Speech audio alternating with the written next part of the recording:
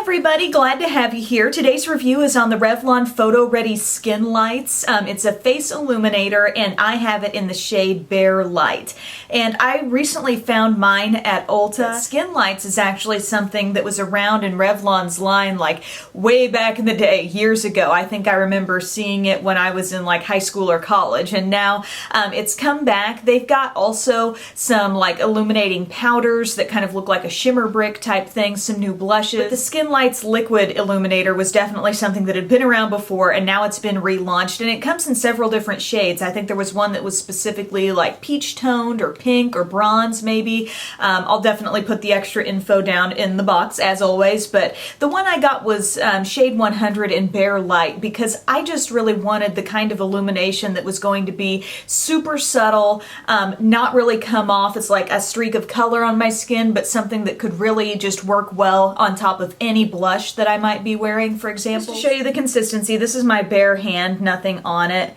and I'll give it a little drop here and you can see how it just sort of oozes out of there. It's probably more thin and liquidy than most foundations are, but you see how it's got like that pearly but kind of beige color tone to it, and then I'll just spread it around on my hand and you can see the kind of glow that you start to get here. You can just tell as the light hits it, you know, it's a little more glowy, but it's definitely not glittery. You can look really, really close at my hand and you're not going to see any flecks of actual glitter in this, but yet it's just going to have that pretty luminous glow. It just looks really nice on top of the cheeks. That's the main place I put it. To apply this, because it is more of a liquidy type product, I do just put a little bit on my hand and then blend it out just a little bit so I'm not getting just one glob on my brush, so it gets a little more evenly distributed on my brush. And I use my e.l.f. small stipple brush. You could use your fingers, but we all know this is the method I like to use with these cream products.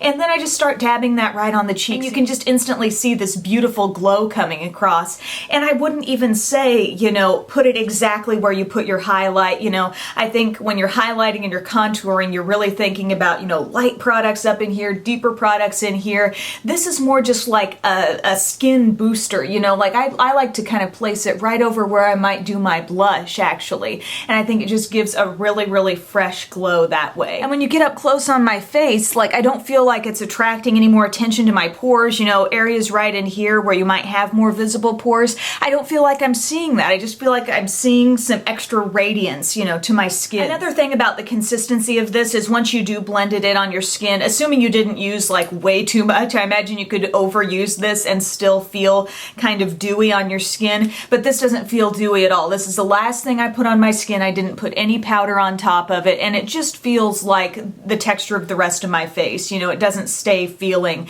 tacky or anything like that. When I first dabbed this out on my hand after I got it, I thought, oh, that's kind of similar to Benefit's Sunbeam, only Sunbeam is actually more shimmery and more golden. There's Sunbeam and there's the Skinlights. Sunbeam has just a little bit thicker texture, not much though, but as you see when I blend this out, see how it's looking even more metallic and golden, and when I blend this out, try to keep them separate.